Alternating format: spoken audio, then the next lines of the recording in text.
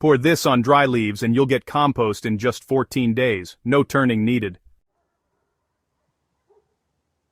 If you've been gardening for any length of time, you already know this universal truth. There is always something in the garden that needs doing, and one task that shows up every single season, especially fall and dry months, is dealing with piles of dead, crunchy leaves. On the surface, dry leaves look like useless garden waste, messy, inconvenient, and slow to decompose. Most people rake them up, bag them, and throw them away. But what if I told you those same leaves can become one of your garden's greatest sources of fertility, and not in months, but in just a few weeks? Today here on SoilPower, we're unlocking a simple, science-backed technique that allows you to transform dry leaves into nutrient-rich compost fast, using nothing more than warm water, yeast, sugar, and molasses. This isn't a gardening hack or a trendy experiment. This is nature working at full power, and once you learn this process, you'll never look at fallen leaves the same way again. Why do dry leaves need help decomposing?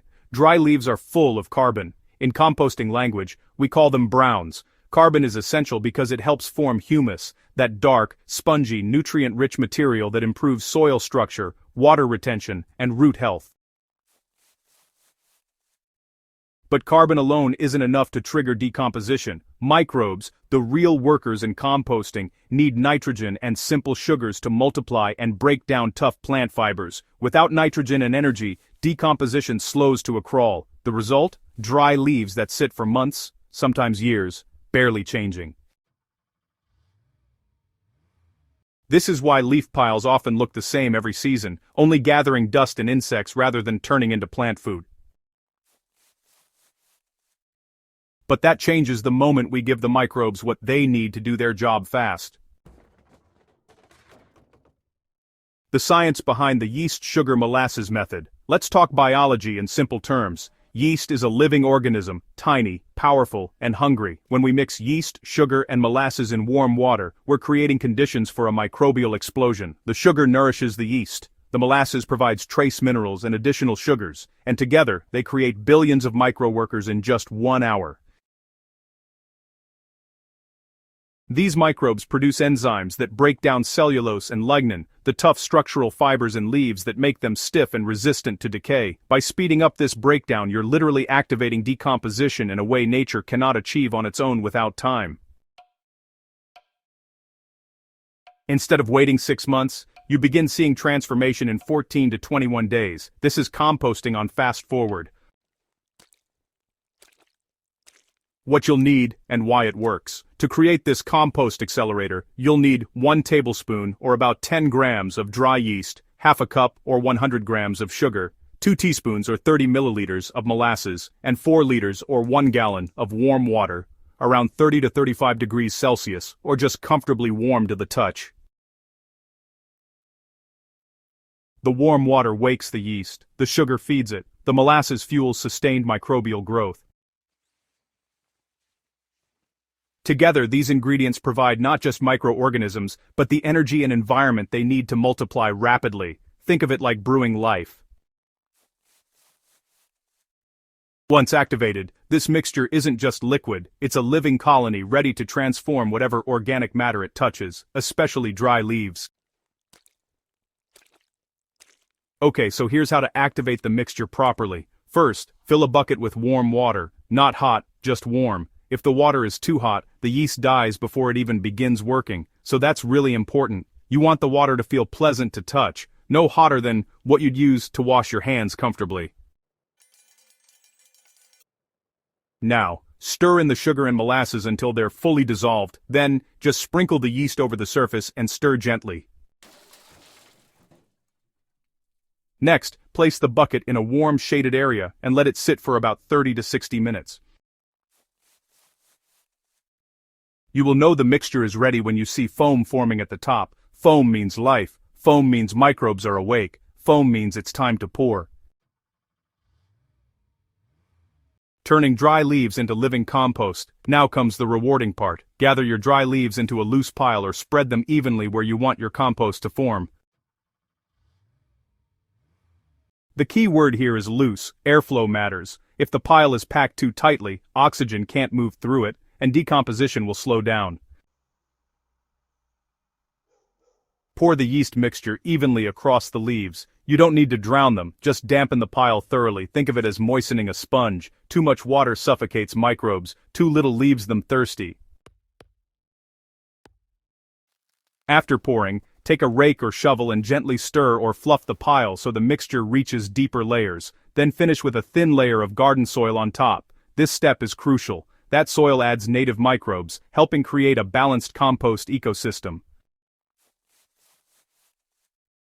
Within 24 to 48 hours, if you touch the pile, you will feel warmth. That warmth is microbial metabolism in action. It's the garden's version of a heartbeat. The transformation timeline, well, it really starts to show itself early on. In the first week, the leaves will begin to soften and darken, losing their brittle structure. Then, in the second week, you'll notice the pile shrinking, becoming crumbly, earthy, and honestly much easier to break apart by hand. By the third week, your pile should smell like fresh forest soil, that rich, grounding, living scent that tells you your compost is just full of beneficial microbial life. At this stage, your compost is ready to enrich vegetable beds, top-dress fruit trees, feed potted plants, restore tired soils, and even mulch garden pathways.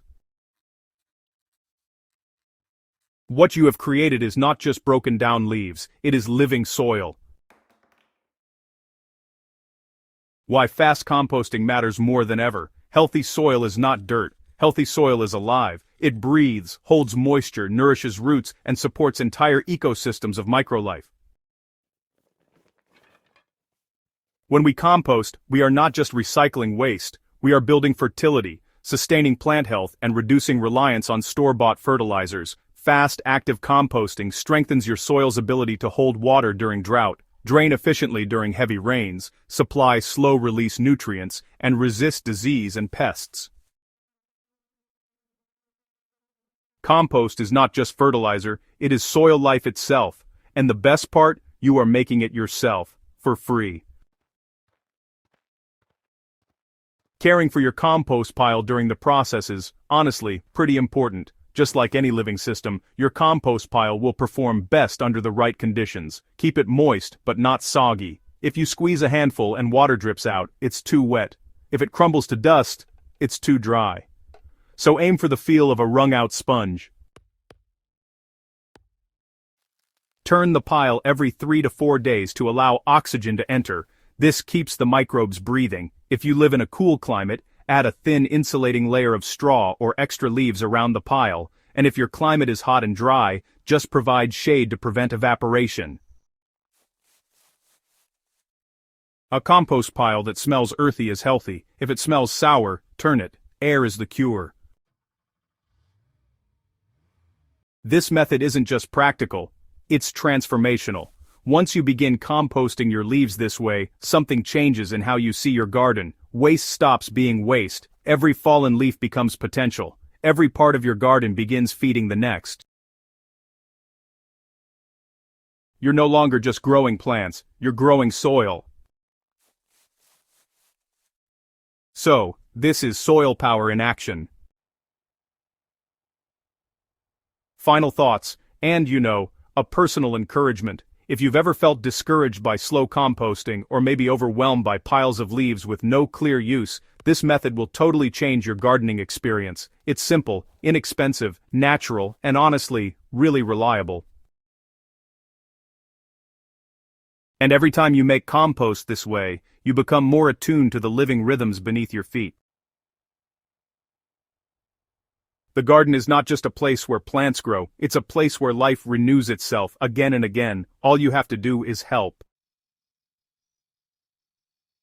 If you found this guide inspiring or, useful, I'd love to have you join our community. Subscribe to SoilPower, share this article with a fellow gardener, and help others discover the magic of working with nature, not against it.